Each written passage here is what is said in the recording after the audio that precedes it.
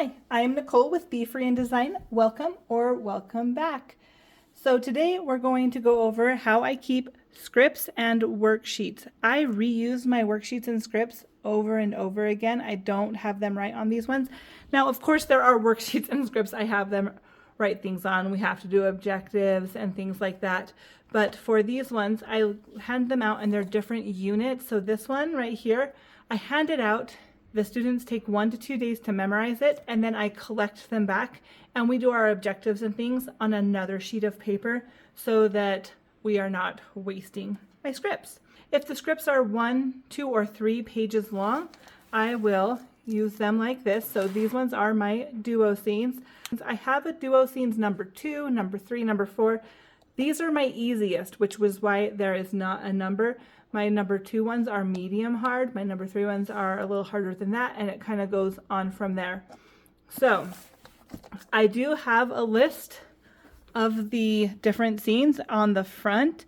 I organize it in alphabetical order because honestly, that just makes my heart happy, makes it easy for everybody to find. And if the students do need to get into this book, they know where to look. However, I do not let them in this book very often because things get torn or ripped or the plastic gets a little bit bent.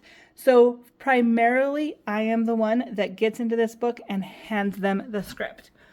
You'll also notice that I have a description of the scene underneath it. The first day back with my Drama 2 kids, I give them a script and they choose a duo scene partner, and I list all of these duo scenes and tell them what's in it. They talk with their partner, they choose one, and then I will give them the script that they choose. You'll notice down here I have some harder scripts, and that just means that the memorization, like the amount of lines, are continued on the back of the page, or that there's some words that are really hard to understand, and so they'll have to look up some words. So that's kind of how I distinguish between easy scripts and hard scripts, is length and what words are being used. So if you open it up right here, here's my easy scripts and here are my hard scripts. I just have them in a folder. And then this is all of the scripts in this book right here. So that way, if I notice that this book is running low on scripts, which I've just filled it up, so it is not, but if it is, I can grab all of these scripts out and say, I need 20 copies of these scripts, and they'll just make me a whole ton of copies and I'll fill up my book back up. But also, if I only need one script, I can look through these and get that script instead of going into the back and having to pull them from the page protectors, which isn't hard, but this is a little more convenient for me. Right here I have all the scripts. They're just in a page protector, and I've got a bunch of them, and then if they say that they need 2 scripts, I just grab out 2 scripts. I have had this book for 8 years and it is still working great and going strong, and some of the scripts that you'll see I have later are in really good condition for being as old as they are. So they can choose which ones they want, and then I've got a tab right here for my harder scripts, and these ones, as you can see, go to the front and the back. Big Trouble, Belly Button Problem, The Gift. Also, in case you're wondering, all of these scripts come from Plays Magazine. But I have also gotten scripts from a lot of different places. Plays Magazine is just an online subscription. I'm not sponsored. It's just where I get my stuff. All right, so now we're going to move on to the bigger scripts so that we are not wasting time. Anything that's bigger than 3 pages, you can't really stack in one page protector. It will eventually rip out. So here are my bigger scripts. This is our scripts for On a Country Road. This is one of our voiceover activities. We do radio dramas. This is one of the old time radio dramas. I did edit it just in case you're planning on doing this script with your students. All of the old time radio dramas, I edit and make sure that they're appropriate. I teach at a middle school, so we don't have any talk of alcohol, smoking, and things like that in our scripts. So I do have to edit them down. All right. So I'm going to open this up, and for our bigger scripts, you can see that I've got a ton of, again, page protectors, but these ones will open up so that you can see the script. And then here is my master copy for me to make copies of. So if I want a script, I can just open it up right here and then close it. These are my scripts that I have had for, I think these ones are 10 years old, maybe even more.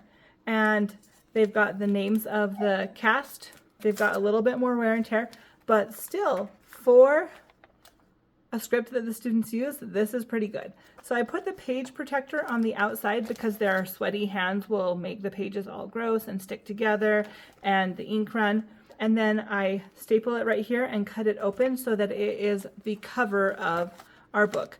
Of course, I do have some students that highlight these scripts and kind of mess them up sometimes. I always make 4 or 5 extra copies every time that I am making scripts for a class to have a few extras so that if something gets ruined, I'm not frustrated. And a couple of them will also staple it together the wrong way, or the numbers are like the pages are numbered backwards, stuff like that.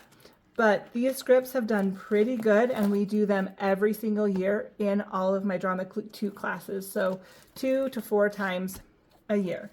And next up, I got Phineas and Ferb. Here is another voiceover we do. These are our animated voiceovers, and they can choose a bunch of different shows or to create their own animation, but I love Phineas and Ferb for 2 reasons. One, it's classic, it's great, it's got a great story. The second reason is because they've got A and B episodes, which means that the kids do not get bored of them as easily because they're only 7 minutes or so. So I've got the scripts right here. Here is the script for Thaddeus and Thor. Now, I just got the transcript off of Google. I printed it out for my students. And then when we are doing these productions, we stand in the back of the classroom. We do not record them. They are saying them live. So we're doing a live animation voiceover. And we typically go into the special needs class and they watch it. And we are in the back and we do all of the voices, movements, sound effects. To remove the voices from the original Phineas and Ferb, it's super simple. We turn the volume off. We just turn the volume off. Kids are in the back performing. They're super cute. It's super fun and they love it. We also have 1 or 2 students doing sound effects for all of these scripts. And then if you look right here, this generally belongs in the front right here. I just had pulled it out to film this video because I wanted it out of the screen protector so you could read it. But here is the scene, and then right here are the characters in the scene. I just made that myself. I watched it and I wrote down all the characters that were in it. And then Ferb only talks once. Major Monogram has a monologue, and the TV announcer I think has a line 1 or 2 times. So I put them together. I do tell the actors, if you are a character that has more than 1 character, you need different voices for each of these. So it's its own challenge, even though there's not a lot of lines. And then we've got Phineas and Candace that I never combine their lines with people. And then we've got everybody else. And then I just put the kid's name right here. If I have a few less kids in that class, of course I can combine a couple of these characters. And then if not, that's totally fine. So I've got it done for a few of them. There's a couple misspellings on this, but sorry, I'm dyslexic and this was just for me. I wasn't really planning on showing it. But that is what I do to cast the show. All right, moving to the last thing I'm going to show you. Here is our script for Wicked. And if you open it up, I've got different colors of scripts in here because these are different songs. So in all of the other scripts, I keep them black and white so that they can write and highlight and do all the cool things to their script. But in musical theater scripts, we do not use these for long. I don't have them highlight or anything like that. I do when we do the school play, but when it's a small unit inside of our class, I just need to move a little faster than that. I'm sure you guys understand that.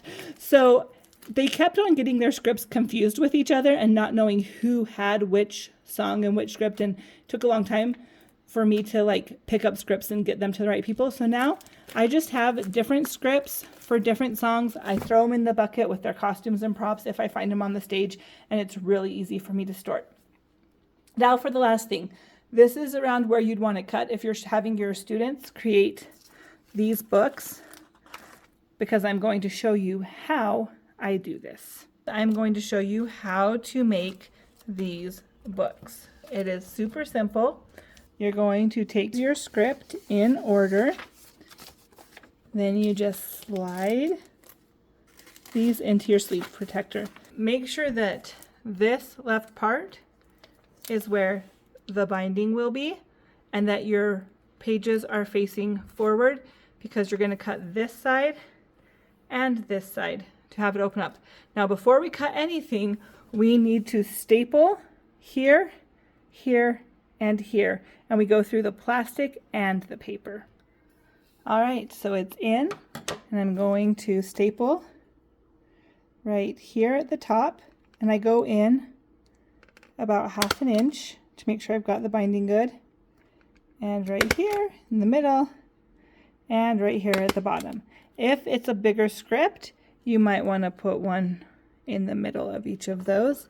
Then when you are cutting this apart, you want to make sure that you open it up so you're not cutting the pages, and then I make sure that I just go right along it slowly and open the center up so it's not all weird. And then once you get to this point, you can cut the little edge that is melted together off. Throw this in the trash, don't leave it around the classroom. So here is my new script. And when I want to store this script, I can just open up my binder, pop it in, and close it. And when the kids need it, they pop it back out until they are memorized. Thank you so much for watching. I really appreciate you.